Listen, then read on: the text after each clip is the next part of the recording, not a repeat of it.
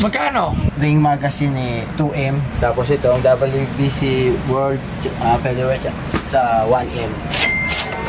100,000. Wala na 50,000. Both.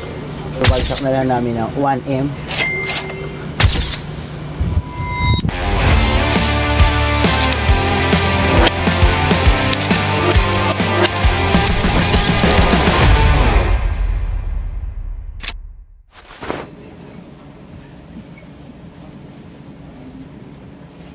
Upo. Galing na ako eh. Wow! WBC! Hoy! Classmate! Cavite City! Classmate ko yan, Columbia! Invite yan! Invite ko yan! Ay, may signature pala. Wow! Diba? Wow, WBC. Kanino to? Guys, Sunny Boy Haro.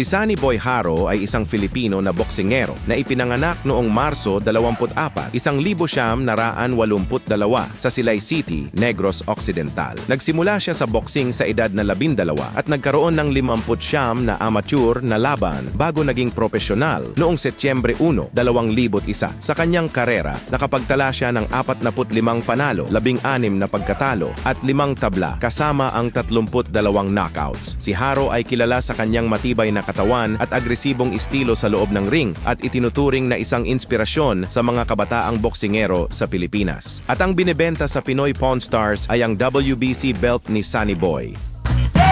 Sunny Boy Haro. Meron siyang pirma ni Manny Pacquiao at saka Antonio Barrera. Ah, may pirma pa. Alright, ano naman yan? Ito yung Ring Magazine ni Sunny Boy Haro. Wow! Ring Magazine, one of the prestigious award given sa isang boksingero. So, aba, wala na yung mga emerald pala. Wow, so... Pwede natin lagay po sa ano? Wow, Sa damit. wala ah. Parang bato rito ah. Saan nyo nakuha? Sa mga kaibigan natin sa boxing na mahilig manood, yung mga ganun, na inalok sa atin. Alright. Magkano? Balak sana namin itong Ring Magazine sa 2M. Tapos ito ang WBC World Featherweight sa 1M. Ganito. Wow. Okay. Para madali. WBC, yung signature ni Manny Pacquiao at ni Marco Barrera. Yes. At Ring Magazine. Okay. 3M. Siya na mataas. Ito napakahirap makuha ito. Hindi ko alam bakit niya ito nakuha. Ilang laban ang naipanalo niya on this tier para siya mabigyan ng isang Ring Magazine or merong isang spectacular fight na nanalo siya kaya siya na-awardan ng Ring Magazine Award. Kasi yung Ring Magazine Award, binibigay lang to sa mga prestigious boxers na talagang maganda pinakita on that year. So this year, anong year to? Walang nakalagay na year. 2012. Nasulat ba? 2012. Okay. Pero masyadong mataas. Tawag na natin Sir Angelo. Matanong ko lang when it comes to ang ganito. Sir, ito, boxing. Memorabilia facts, artifacts like WBC champion and Ring Magazine. Magkano ba ito pa-price? Well, actually, hindi ako masyadong expert dito sa pagdating dito sa sa mga boxing memorabilia except kung si Muhammad Ali. O, yun pa. Oo. So sino ba yung ano ba yung nakalagay? Sino ba yung nakalagay diyan? Sunny Haro. Kasi sobrang daming boxingero all over the world. So ikaw, have you heard Sunny Haro? Actually, hindi ako boxing fan, ano? Pero siyempre, enough ako para makilala ko si Mayweather, gano'n. Si Yes, Pacquiao. yun ang pagkakaiba. Si Kahit hindi ka Navarrete. boxing fan, pagkakilala ka, laging pa rin sa utak mo niya. Oo. Isang kolektor na magkaroon lang siya ng isang article na for boxing as a sport. Ayan, siguro, mas may angat na yan kaysa doon sa mga ibang memorabilia. Yeah. So, probably kung ako as a non-fan, mas may value sa akin yung WBC. Kaya how much pinabibili mo siya? Kunyari, papunta sa store mo.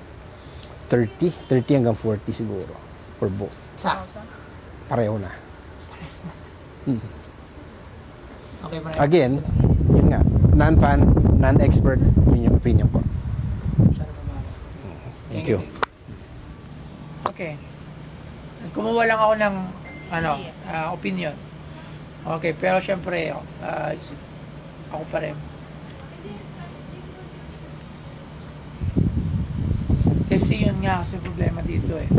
Ito parang magiging isa display piece without peace conversation. Kasi dito sa room na to, who knows Sunny Haro? Si Manny Pacquiao. Pang-karera, pang-show, at sa lahat. Basta, Bomex lang, number 1.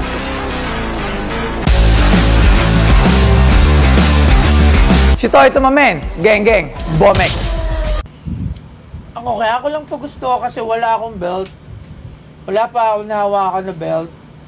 Ako, willing naman ako magbayad if the belt talaga is really deserve niya yung ganun kamahal na presyo. 100,000. Mate, 3 lang ang meron nito sa Philippine boxer na nagkaroon ng Ring Magazine. Baka Sino pwede siya? si Manny Pacquiao, Nonito Donaire, tsaka si Haro. Okay, si Nonito Donaire. Oo. Pagka sinabi mo Nonito Donaire, maraming kwento. Kilala. Kumbaga, di ba? Nakalala rin naman si Kisa. Wala na 50,000. Both. Kaya ba, mate, kung ibabagsak na lang namin sa half price ito, yung galing sa 2M, babagsak na lang namin ng 1M? Kung may 1M ako to purchase something, it's not that.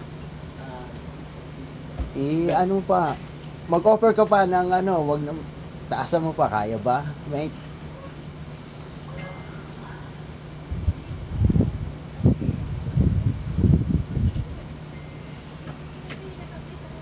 Siguro ako, sa ngayon, classmate, I'll stick with 150, then I'll do some research first. Kasi hindi ko siya alam kung paano presyuhan. I will research it on eBay. Okay. Kung paano bentahan ng isang WBC belt at ng Ring Magazine. If not that well-known boxer. Okay, pero hindi ko inaano si Sunny Boyaro. Magaling na boxingero yan kasi hindi siya mananalo ng WBC tsaka Ring Magazine if not. Hindi lang talaga siya naging sigurong commercialized like other boxer na talagang hype yung bawat laban, mega fight, mega box fight na nagkakaroon ng world renown. So, give me some time, I will do some research. Then at least dito sa episode na to, if yung mga boxing fans natin dito makikita to, alam mo, isa sa bagay na maganda dito sa show, na pag hindi ko alam, madaming nagme-message telling me, ganito yan, Boss Toyo, ganito yan, or probably, Boss Toyo, pwede yung sino yung may-ari niyan, pwede kong bilhin sa kanya. Pero para sa akin, I will stand firm with 150,000. Kasi sa reason ko, na para sa akin, it was magiging display siya. And syempre, kung may gusto akong display. So, classmate, na-miss kita. Okay. Save lang. So, pag-isipan mo ulit, mag-usap tayo. Okay, mate. Bigyan mo ako ng amount of research para malaman dito. Malay mo, may bumili, mapanood tong episode na to. come up with the price, so I will tell you. Pero para sa akin, 150,000 muna ngayon. So, Okay, mate. okay? Thank you. Maraming salamat. Thank you, brother. Thank you. Thank you. WBC, magkakaroon din tayo niyan. For now, for keeping ko muna siya kasi medyo pag-aaralan pa yung price ni Boss Toyo kung Basta na helmet pala. parang malayo sa presyong inaasahan namin. So, ikikip muna namin ito. Sana may makakita ng mga collectors dyan na magustuhan ito. I-message lang si Boss Toyo. Yun lang.